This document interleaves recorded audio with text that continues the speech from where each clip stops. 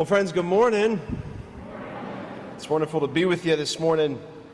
So my hope here this morning is that I hope I can invite us to begin to see and feel this gospel that we just heard from a different angle, right? From a slightly different perspective this morning. That's what I want to try and invite us into, a slightly different perspective, and to feel it maybe differently than we just feel it when we hear it proclaimed. So, all right, but first, a little bit of biblical review for us this morning.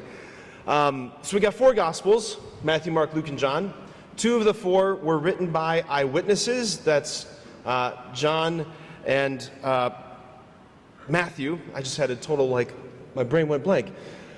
John and Matthew, and the ones that were, so they were apostles. They were written by eyewitnesses, because they were the eyewitnesses. Okay, the other 2, boy, this sounds really clunky this morning. Okay, we're going to get there. Okay. The other 2, namely Luke and Mark, they were written by friends of eyewitnesses, right? So they themselves weren't the eyewitnesses. They gathered witness testimony from people that they knew, and then compiled gospels for the Christian community. So you've got 2 from eyewitnesses, 2 from people gathering information. The repeated and unanimous testimony, if you go back to the early church fathers, is that Mark's gospel, among other sources that he gathered, Mark's gospel is primarily inspired by or told from the perspective of Peter. That Peter essentially uses Mark as a scribe. So Mark, his gospel has this Petrine flavor to it. So many things are told from this Peter kind of perspective. So imagine now Peter being the one who's using Mark as his scribe to record all of these things. I share all of that because the gospel that we just heard this morning, this gospel was likely recorded by Mark listening to Peter about 30 years after the resurrection, which means we're around the time where both Peter and Paul are in Rome. The persecution of the first Christians in Rome is beginning to take place. Nero's on the throne. He's looking for a scapegoat.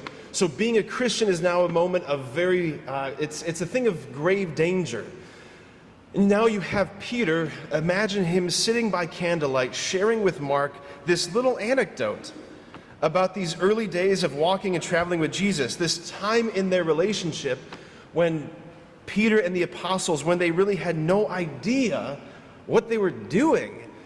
He's sharing a memory of when they had no idea what they were doing. They had really no clue who Jesus really was or what this whole thing was about. That's the background. That's the different perspective. This was before the resurrection.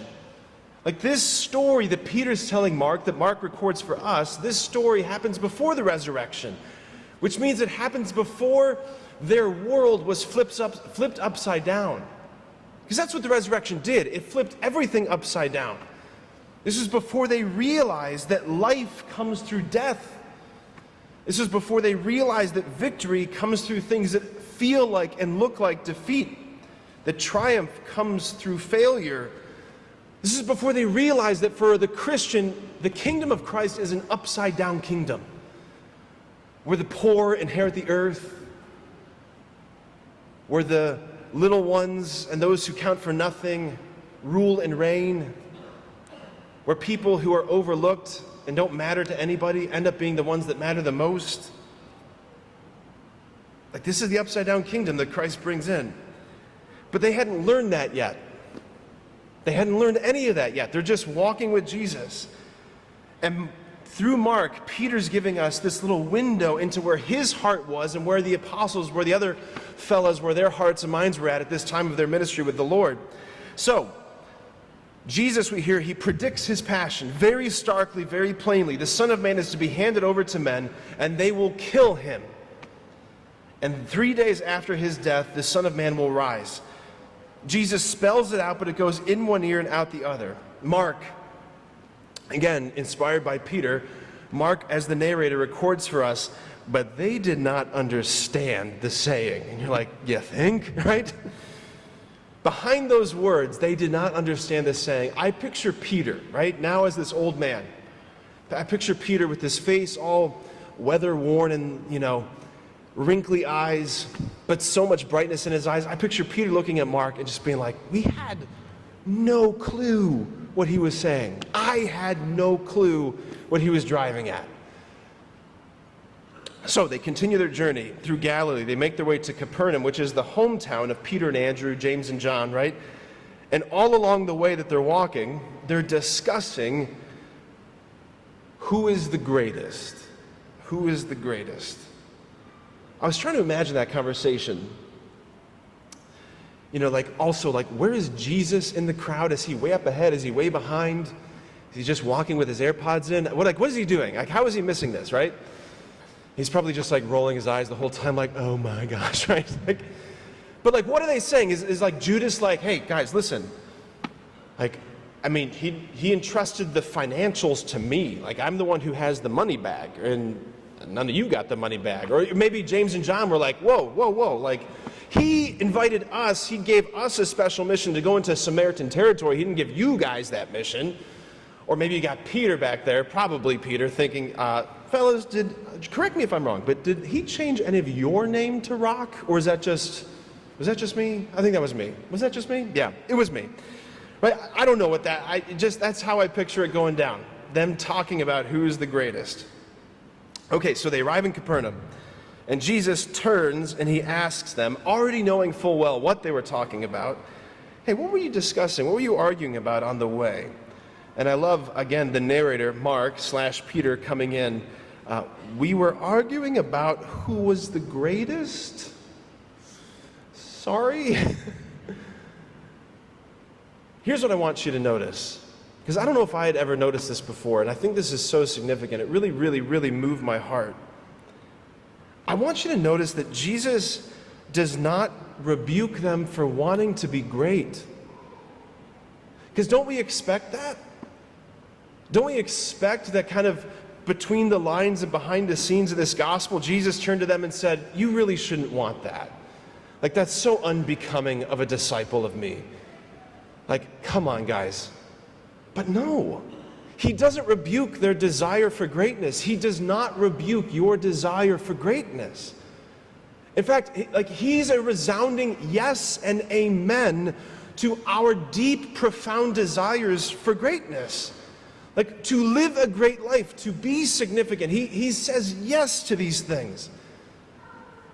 Resoundingly yes. He's saying, I want you to become fully alive and fully the person that my Father dreamt you into being. But here's the thing, is what he's saying. Here's the thing that he's trying to convey to Peter and the apostles. Fellas, you don't know, though, what greatness consists in. You're using the wrong criterion to measure human greatness. It's like trying to measure distance with a thermometer. Wrong tool. Like, it's the wrong thing. He's saying, I want to show you what genuine greatness is. I want to show you what your heart is actually looking for. I want to show you. I want to show you. So I began this homily by saying I want to invite us to see this in a different perspective. So in my mind, there was like two sort of scenes that I've been praying with this whole week. One being the gospel story that we just heard proclaimed, but the other was like the scene, if you will, of Peter talking to Mark. Peter in his 60s talking to Mark, this young man. That's what I was really drawn into. Like the background of this gospel. Because in my prayer, in my imagination, I see Peter explaining this to Mark. And Peter says, so we arrived in Capernaum, and we were so embarrassed by the conversation about greatness. And then he did something that we were stunned by, something that none of us expected him to do. Because just as he was beginning to explain this to us, like this mother walked by, Peter says, and she was holding her little baby, her infant, swaddled and sleeping in her arms. And he said Jesus called her over to where we were standing. And he asked if he could hold the little one for just a moment. And the mother handed the baby to Jesus.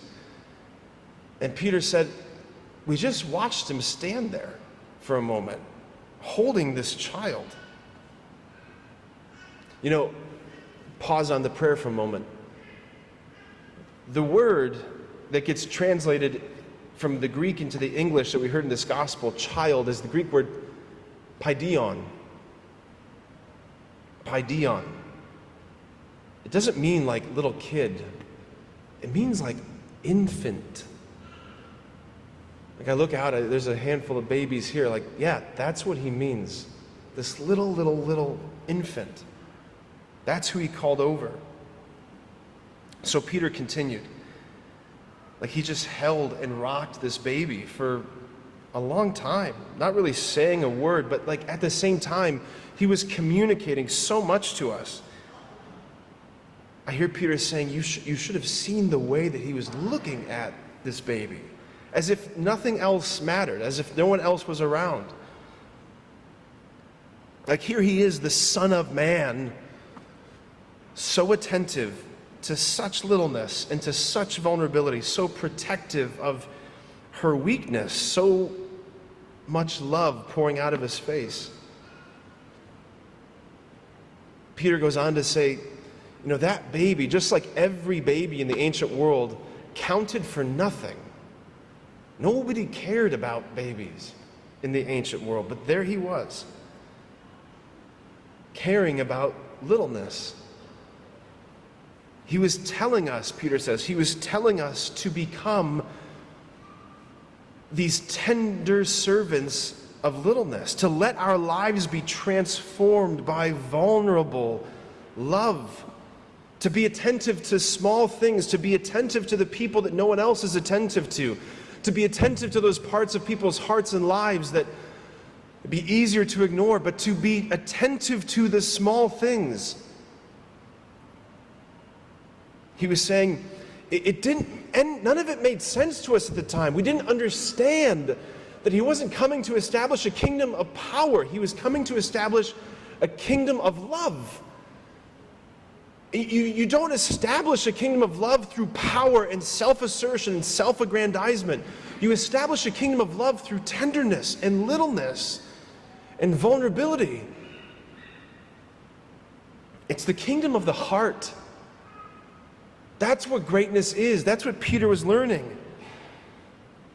Because I see Peter again sitting with Mark, and Peter's eyes are filling with tears. Peter, who at this point, he has been through so much.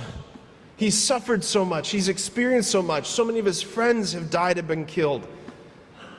And I imagine that Peter must have every single day thought, am I doing what you wanted me to do? Like Peter's life, who was built upon his betrayal of Jesus, and he was glued back together by mercy, and he was told, feed my sheep. And he must have wondered every day, am I doing it? I hear Peter telling Mark his story, he's saying, yeah, I was like so many boys in Capernaum. I wanted to be asked when I was 12 years old to study in the synagogue, because that's how that worked. The rabbis would invite the impressive young men for further studies at 12 years old. He said, I got passed over. I was sent home to apprentice to my dad to be a fisherman, and that was fine. All my friends were doing similar things, and I had dreams, he was saying. I had dreams of building this big business, of really mattering and making a difference. And he says, man, when I got my first boat, and I wasn't using my dad's boat anymore, but I had my first boat, I felt like a real man. And then I got another boat, and then I got some employees, and I was just on top of the world. And then there was this day where this preacher from Nazareth showed up in my world, and he looked at me in a way that I still can't even describe how he looked at me. And he said, follow me. And still to this day, I don't know why I did, but I did. Because I could sense in his eyes there was something real and something great. Friends, here's my point. We're still talking about Peter of Capernaum 2,000 years later, not because of his influence in the Galilean fishing industry. That's not why we're talking about this guy. That's not why we know who he was. We're talking about him because this man eventually learned that greatness, real greatness, is found by becoming that little infant held in Jesus' arms. That's it. It's to really let yourself be loved deeply. That's why we remember him. I think maybe some of us need also to be recalibrated today. The desire for greatness is not wrong. It's good. It's from the Lord. But the great ones, like the ones who are shining like the stars, they're the ones who had very little precious hearts. They loved with real vulnerability. They were people who lived from the heart. That's what greatness consists in. And I just pray that all of us also, like Peter, would eventually learn that as well. Amen.